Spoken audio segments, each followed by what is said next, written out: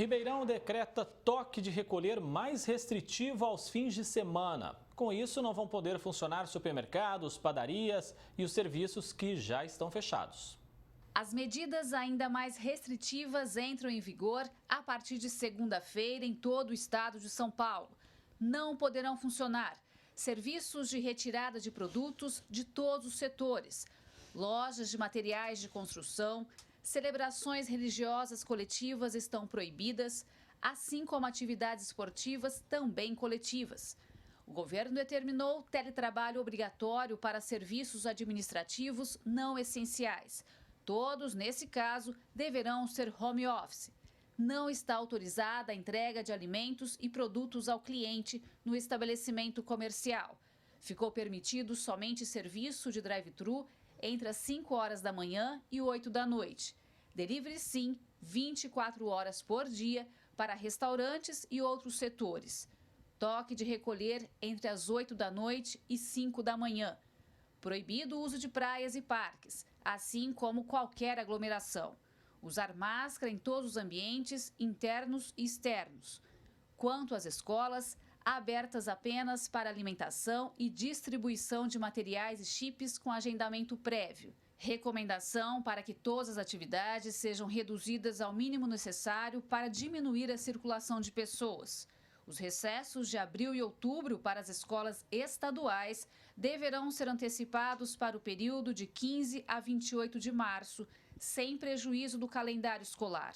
Alunos não terão atividades obrigatórias a desenvolver e devem permanecer em casa. Após esse anúncio todo, o prefeito de Ribeirão, Duarte Nogueira, convocou uma coletiva de imprensa para divulgar o que muda na cidade. O toque de recolher ficou ainda mais restritivo aos finais de semana, a partir do dia 20 de março. Não vão poder funcionar supermercados, padarias e os serviços que já estão fechados. Só estão permitidos hospitais, farmácias e postos de combustíveis.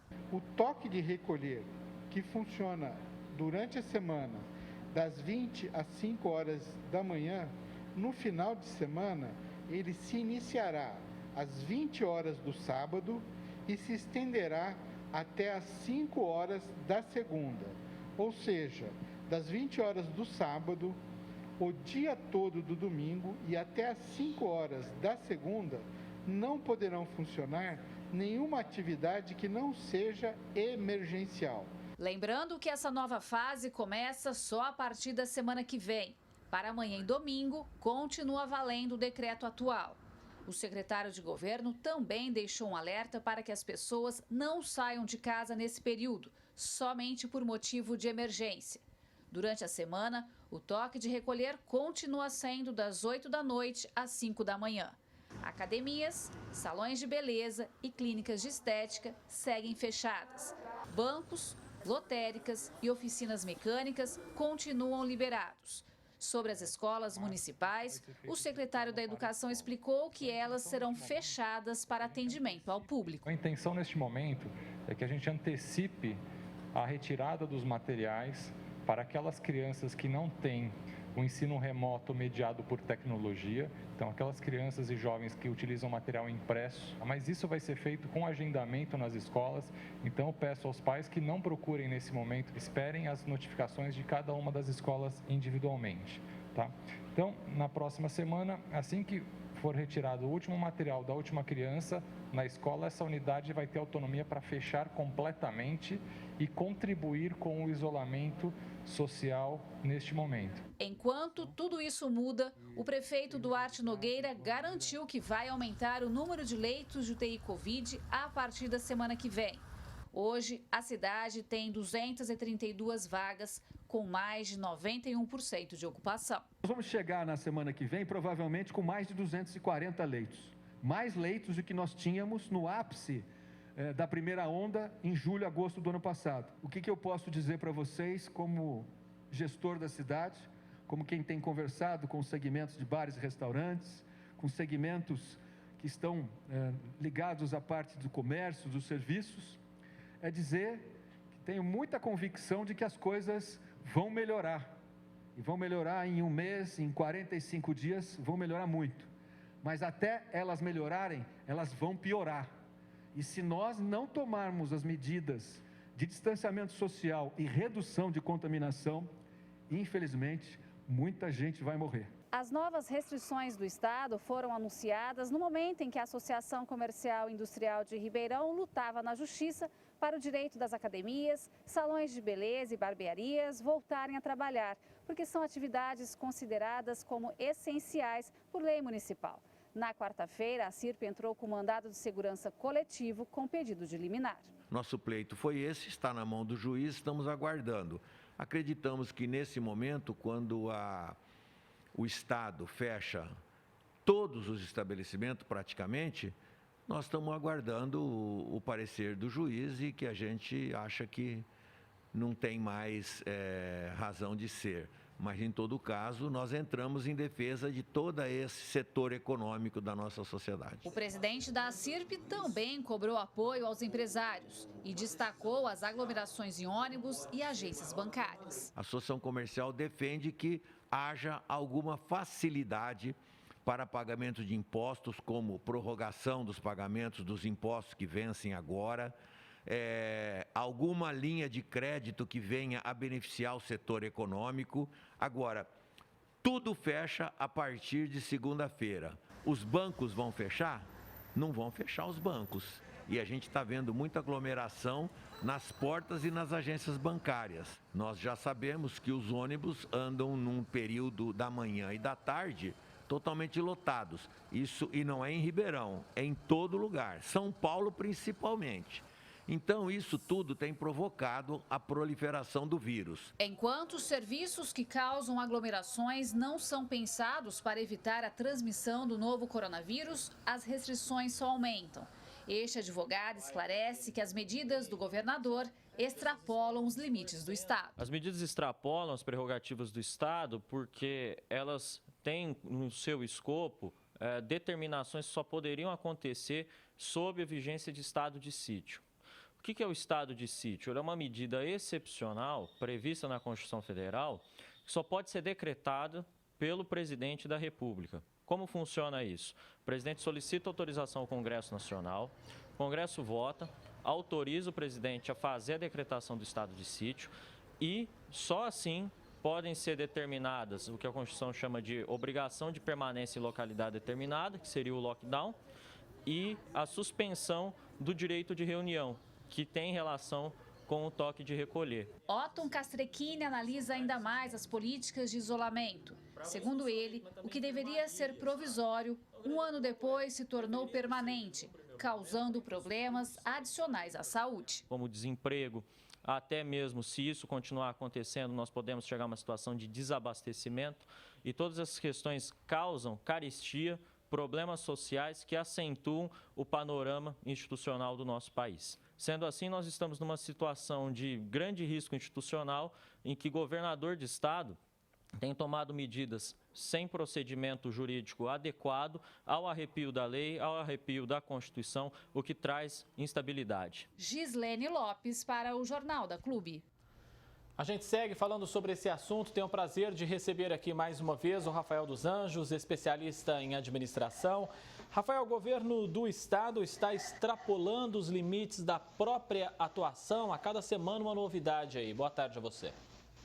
Boa tarde, André. Boa tarde a todos vocês que nos assistem no Jornal da Clube. Assim como a medicina tem protocolos a serem seguidos para uma condução de uma pandemia, o direito ou o Estado do Direito também tem esses protocolos que são previstos na nossa Constituição Federal. Como bem explicou o Dr. Otton, essa medida só pode ser tomada com uma prerrogativa do presidente da República com autorização do Congresso Nacional, coisa que a gente não está se verificando na prática. Rafael, a Prefeitura já anunciou, deve realizar aí um verdadeiro lockdown, não nesse final de semana, mas no próximo. E aí supermercados, padarias, açougues vão ficar fechados entre a noite de sábado e até amanhã da segunda-feira. Isso não vai causar uma maior correria, mais aglomeração ainda nesses comércios? Sim, quando a gente está pensando em medidas para se combater a pandemia e pensando em distanciamento social, o que a gente precisa é justamente ampliar o horário desses estabelecimentos para que se possa ter um fluxo menor de pessoas. Isso está no campo da ciência da gestão, da administração. Então, o que a gente está vendo é um atropelo de todas as outras ciências como uma suposta justificativa para que se tomarem medidas que não estão previstas na ciência e nem mesmo na legislação nacional. Rafael, não deveria se fazer então, como nas outras cidades, que há uma maior distribuição desses horários para o funcionamento, a fim de não causar essa aglomeração? Sim, a gente está precisando de gestão nesse momento. A gente decretou esse primeiro lockdown pensando na questão justamente de aparelhar o sistema de saúde, da capacidade de atendimento. E o que a gente verifica com os números é que de agosto, que é o primeiro pico aí do Covid, para hoje, o governo do estado reduziu em 1.641 o número de leitos no estado de São Paulo. Ou seja, ao invés de se aumentar os leitos de UTI Covid nesse momento, o que a gente teve foram medidas exatamente opostas. Na cidade de Ribeirão Preto, o potencial da cidade são de 298 leitos de UTI. Se a gente estivesse trabalhando com a capacidade máxima, hoje a nossa taxa de ocupação seria de 69%. Então, a questão é, por que o poder público não fez a sua parte? Dor, todos nós estamos sofrendo dor. É um momento de guerra, um momento de comoção nacional. Toda a família está sendo impactada por esse vírus, que é real. Mas uma situação de pânico, um incêndio, por exemplo, o caminho mais fácil de todo mundo morrer se estiver dentro de um salão de festa e ele pegar fogo, é se gritar fogo o tempo todo e um passar por cima do outro, e vai acabar tendo pisoteamento. O que a gente precisa nesse momento? Ter calma, cautela, ordem, cumprir a nossa Constituição, que ela já prevê situações de calamidade como essa. Só que a gente precisa pôr a cabeça no lugar, porque o que está sendo espalhado é medo e está sendo trabalhado em cima da dor das pessoas de uma maneira muito triste. A gente está vendo verdadeiros lobos em pele de cordeiro. Rafael, a pergunta é por que não se usa exemplos que têm dado certo, como por exemplo lá no Rio de Janeiro, onde eles têm conseguido controlar a pandemia e mantido o comércio funcionando no sistema de escalonamento. Por que não aproveitar esses bons exemplos que existem no nosso país nesse momento?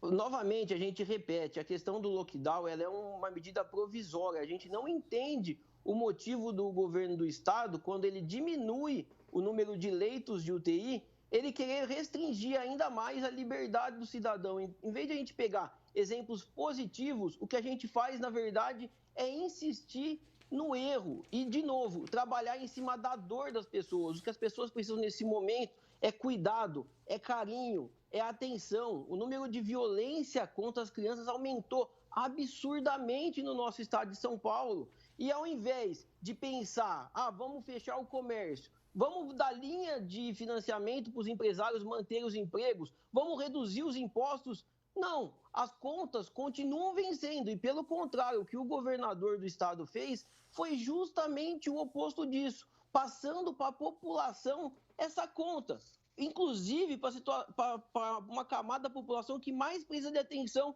do estado, como, por exemplo, as pessoas com deficiências, em que o governador cruelmente tirou a isenção de impostos sobre esse segmento. Rafael dos Anjos, especialista em administração, muitíssimo obrigado mais uma vez pela sua participação, sua gentileza aqui com o Jornal da Clube. Eu que agradeço, André. Uma boa tarde.